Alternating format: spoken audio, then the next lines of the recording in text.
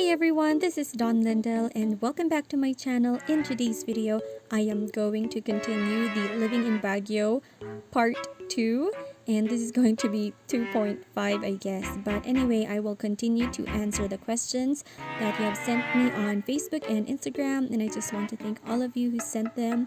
And if you also want to see how I finished the look that you see on the thumbnail, please stay tuned.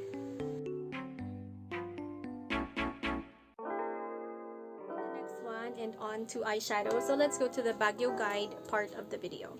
First question we have from Miss Hazel Salcedo. Nice hidden coffee shops in Baguio, hehe. Just in case we can go travel again and I find myself in Baguio.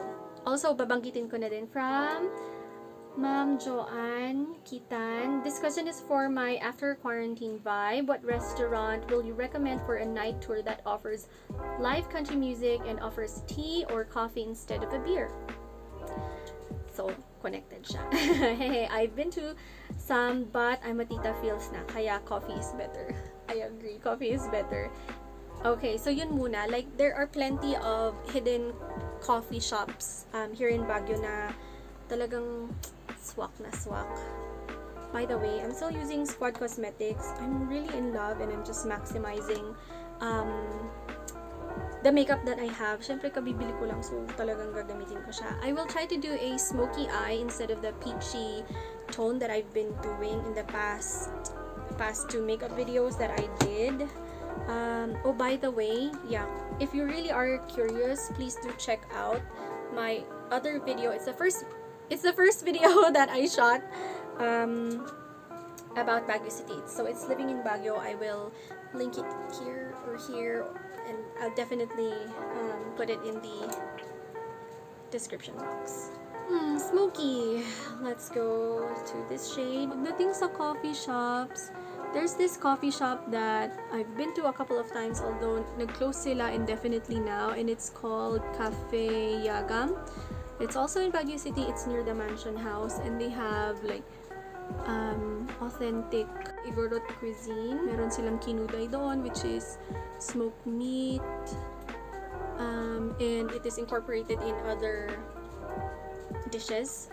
Oh, by the way, check out yung video ni Mimiya where she went to Baguio. She went to that place actually, to Cafe Yagam. Yeah, kaya naalala ko din. Okay, let's go to this darker baby right here. So that's what I can recommend. Pagdating po sa my music, not sure kung merong mang places na may live music that specialize in coffee. I think my mind was still on quarantine at that time. I couldn't really remember, but here are some cafes that do have some live music and coffee too. If you're from Baguio and you know a place, please comment it down below kasi my nightlife is pretty dull, as one may say. Yeah, it's not really active pagdating sa yung paglabas-labas even before the pandemic. So, yeah. Please share it down below.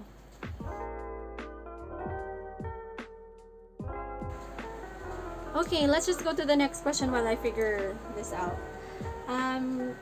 From Miss K. C. Cottrell, hidden foodie joint, please. Hidden foodie joints, please. From Bite the Gram, I love Baguio so much. I visit every year. Oh, baka nakita na tayo. Any food spot suggestions for a non-local? I'm sure if you visit Baguio every year, may mga masasuggest ka din. But sige, minsanan ko na lang babanggitin. And Elric X. Lauren, one of my family's favorite travel destinations because of its homey feels and the food, yes. If you were to rate, what are your top 3 most recommended restaurants? From Miss Beatrice Joanna, I also miss Baguio. It's been years since our last visit. What are must-try restaurants that most tourists don't know? When it comes to foodie joints, well, I love eating. I swear I love eating. But, oh, by the way, my usual palette. So let's just go with a dark brown for the eyeshadow. A dark brown shade. So, my top 3 restaurants. Pagdating doon, oh, yan, pumalo na yung dark. My top 3 restaurants, siguro yung local is, I've been there once, but I absolutely love the food. Hindi na kami nakabalik. It is The Farmer's Daughter. They have a lot of local cuisine. Pag check niyo yung menu nila, it's in Ibaloy. Pero don't worry, may translation naman doon. So, kunwari, may smoked pork. Mababasa nyo din. I think I'll just show it here para makita nyo. It's really nice. I'm happy that may restaurant na ganon here in Baguio City that really does showcase authentic Igorot cuisine. Specifically Ibaloy, I think Ibaloy cuisine kasi menu niya Ibaloy. So yeah, you should just go try it out and hopefully you love it. Not really ngayon, but before COVID it became pretty touristy na. Napansin ko kahit na hindi peak season pumunta kami, medyo madaming tao, but it was worth the wait kasi everything about the place is just like really authentic Baguio Benguet culture, like from the place itself. Just go there. Yun lang masasabi ko. The second one, Japanese cuisine, Chaya, because I can say that since I love Japanese cuisine, there's this friend that I met a couple years back, and she's Japanese, and she stayed here in Baguio City to learn English. What happened was, gusto niyang makatikim ulit ng authentic Japanese cuisine. Unfortunately, sabi niya, wala daw masyado siyang nagustuhan. But, the closest, and this was a few years back, nung konti pa lang ang Japanese restaurants here in Baguio. Nung hindi pa open yung iba, sabi niya the closest one was Chaya. So, yeah. Ako din, na-enjoy ko. Tapos, libre pa yung tiny matcha ice cream. Free is good. Free food. Other one, because I love Greek food too, pero napupuntahan ko lang siya pag special occasions, is Lemon and Olives. It's the only Greek restaurant here in Baguio City that I know of. I think it's the only one kasi my whole life in Baguio naghahanap ako ng Greek food at sa wakas nga dumating na siya. So the chef is also Greek. So yeah, check it out if you can once Baguio City opens. It's really good. Plus the place is, it's located in Outlook Drive, so if you go there, whether it's in the evening or in the morning, it's like really cool. Literally. Kasi tabi siya. I mean, puro pine trees yung tabi niya. Let's go to the next one. From Miss Kai Alexandra, what are your must-see places that aren't touristy? I think meron ba? Could be that aren't touristy. Honestly, parang wala akong maisip. Because the entire city of Baguio has become like really touristy now. Wala akong maisip. Unless it's new and people haven't figured the place out yet. Okay, let's go to the next one. Here we have more on activities naman, or yeah, culture of Baguio. From Miss Wendy, artists of Baguio, please. The first one that comes to mind, Ben Cab, because he does have a museum or art gallery near here. It's not in Baguio, it's in Tuba, in a nearby municipality as well. The next one, Sir Kidlat Tahimik. He is a national artist. Some of you may know him already. He also has these art galleries / museums, I think, around Baguio City, which I will discuss later because I think I saw questions about other art centers or art galleries here. So yeah, sila pa lang. I'm sure there are lots. Oh yeah, si Sir Jordan Mangusan. I've been hearing his name recently in a lot of local news outlets. He specializes in solar art. He uses like rays of the sun to burn pieces of wood and it looks amazing. Yeah, check his art out as well. I will show some here. No copyright infringement intended. But yeah, sila yung top 3 na naisip ko. And I'm sure madami pa akong hindi na. Apologies, but I forgot about Sir Benher Villanueva, who is a renowned sculptor, painter, and educator who passed away early this year. He was also an artist based here in Baguio City. Okay, so I decided to take this plum color right here It's actually plum, but in my camera it's showing differently. And I will just use my fingertips to just scatter it here. And I will also read a question from Christian Formoso. What underrated activity should we not miss out on if we visit Baguio? Haha. And from Being Jelly Beans, aside from Bencab Museum, any other notable art centers there? I think one underrated activity that people, especially tourists, don't really go to, and I admit I myself as a local, are visiting art centers, museums, art galleries. Yeah. kaya ako pinagsunod yung questions. And it is underrated because syempre when you think about Baguio, I think what tourists would think is it would be the cool breeze and just staying there, maybe hiking. Ano ba bang naisip ng tourist pag sinabing Baguio City? Ube jam, strawberry picking, ganyan. But I would want also to promote specifically the Igorot culture here, Igorot art, Igorot history, museums. Yeah, I don't think a lot of tourists are interested pagdating sa bagay na yon. So, yeah, yun pala, hindi din masyadong touristy yung mga museums.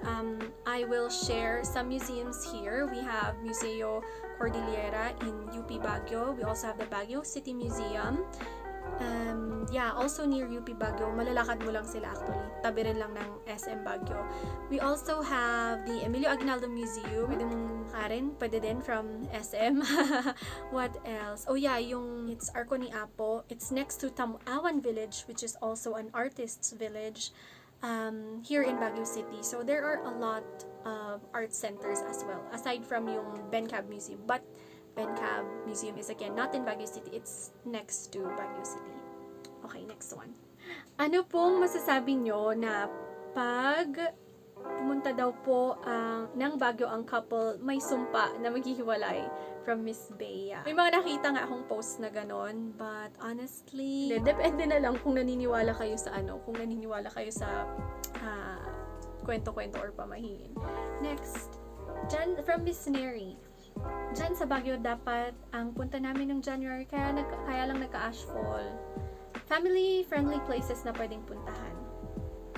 Isasama ko na din yung kay The Cute and Dainty, Cheap Pasyalan at Baguio, and your best resto there. Oh, I think nabanggit ko na yung resto. We'll wait for your video.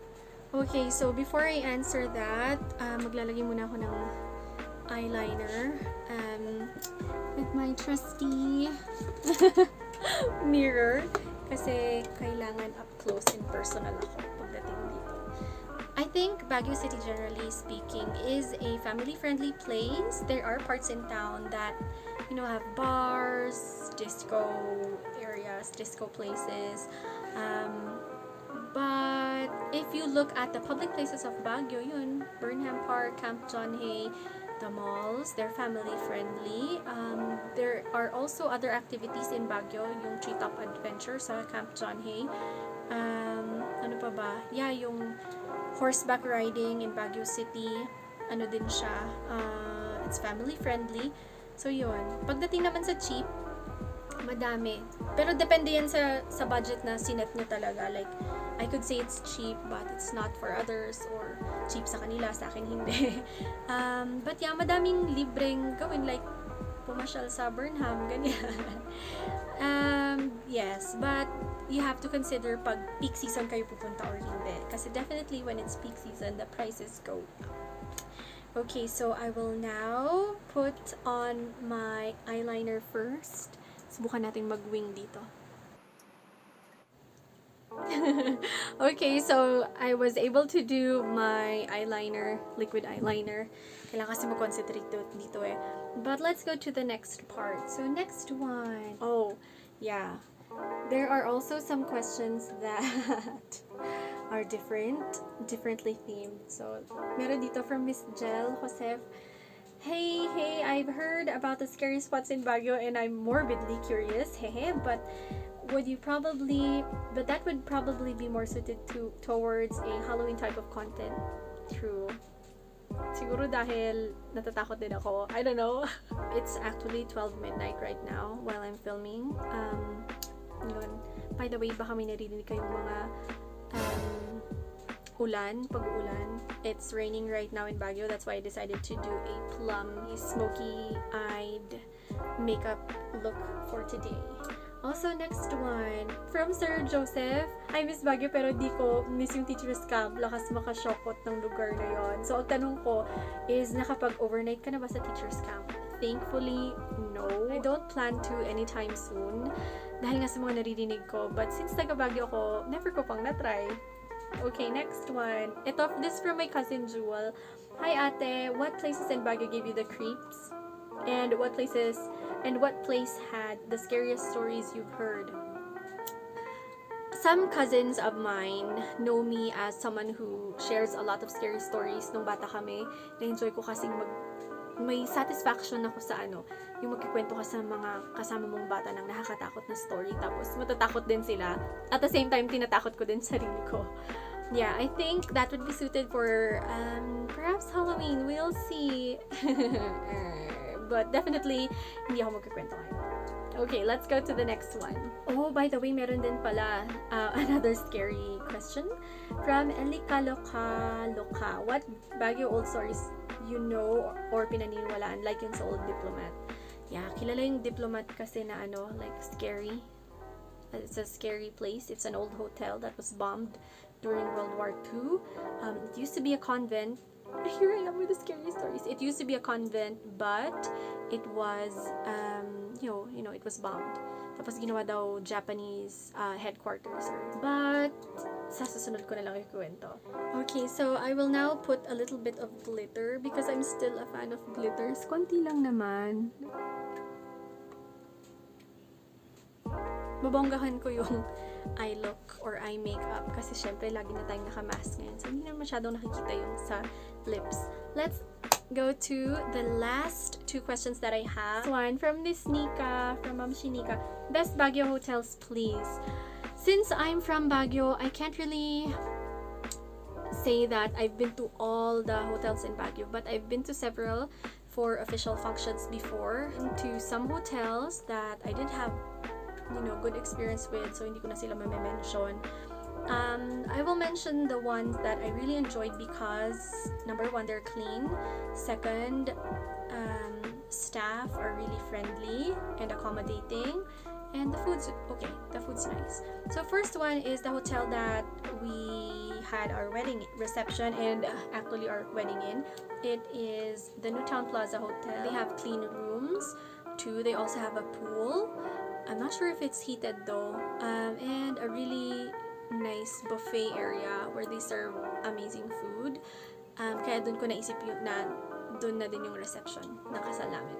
Second one is Chalet Hotel, which is a small hotel, but it was clean, it was nice, pasok naman sa satisfaction bubble ko. And yeah, I think pwede natin yung Manor and Country Club. Yeah, and Country Club, kung members man kayo.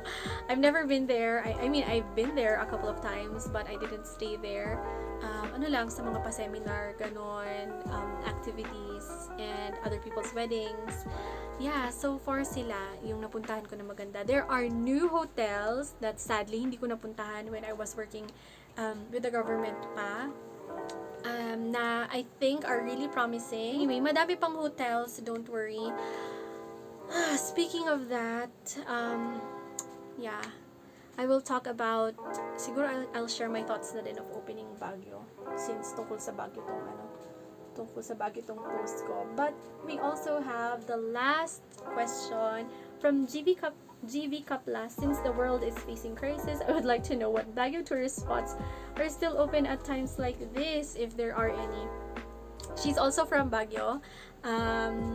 Actually, right now, I'm not sure if there are a lot of places na bukas sa tourists because Baguio City is closed to tourists. Ang pwede lang bumalik are residents of Baguio who want to come home and yung may mga official business talaga. here in Baguio. And yung mga, for example, mga nakatira dito dati and they still have stuff here, kukunin nila, like mga students, nababalik sa dorms at kukuha lang ng mga naiwan na gamit. So, sila lang ang pwede. So I'm not really sure, honestly. Well, the mall is open, pero may policy dito sa Baguio na once nagbukas ang isang restaurant, ang pwede lang pumasok ay 50% of the seating capacity of that place. So that would ensure na walang crowded places. And before I continue to my thoughts perhaps of opening Baguio, ito parang impromptu lang na idadagdag ko kasi I'm sure madaming may gustong umakyat. I saw this post in a forum for Baguio City lovers, locals, and residents na fully booked na daw ang hotels ng Baguio ng August, I think, or September. And I'm not really sure how to feel about that. You know, I'm not one to say na hindi welcome ang mga tao in Baguio nung wala pang pandemic. But right now, syempre nag-iba na ang pananaw ko, nag-iba na din ang pananaw ng iba sa mga, ng karamihan sa mga taga Baguio, because I'm not really sure if that is a good idea. Siguro pag like 50 tourists a day or even less ang pwedeng pumunta in certain areas lang.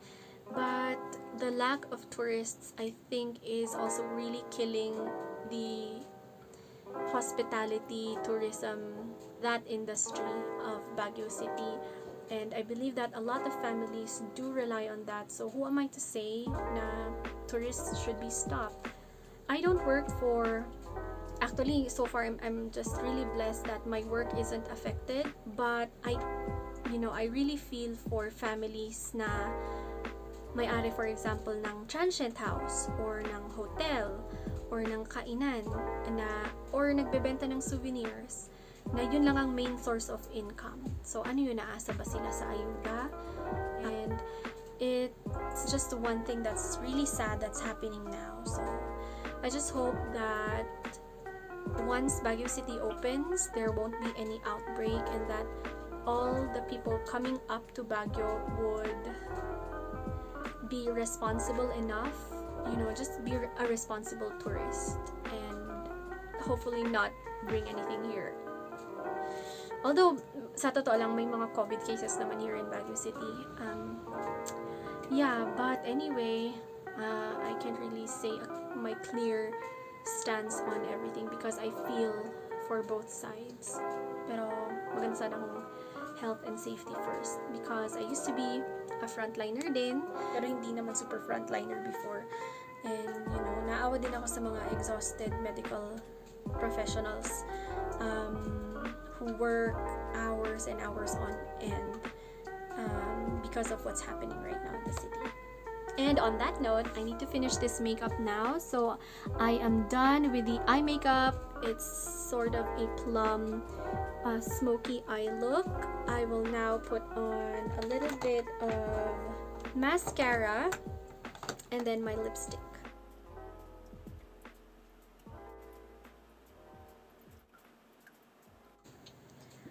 Okay, so ito na siya.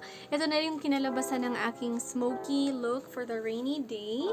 And I decided to just put on a little bit of lip gloss.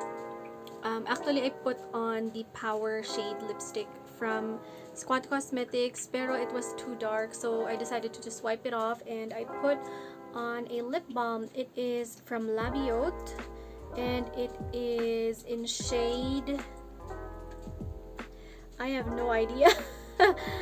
Basta it's a Chateau Labiote wine lip balm, and it comes in this really cute lip balm here. So that's what it looks like. And yep, this is the look. I also added a little bit of highlighter, contour, and more blush. That's it. So I will now proceed to my own photo shoot as usual. And yeah, I hope you enjoyed this video. So thank you guys for watching.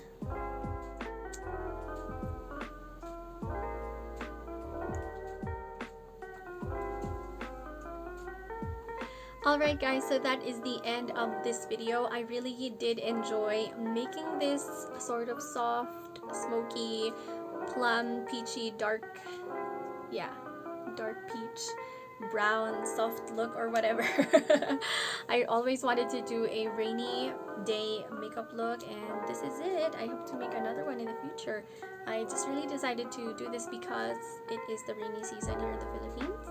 So, maraming salamat po sa lahat ng nanood. Thank you guys so much for watching, and to everyone who sent all their questions out there, much love.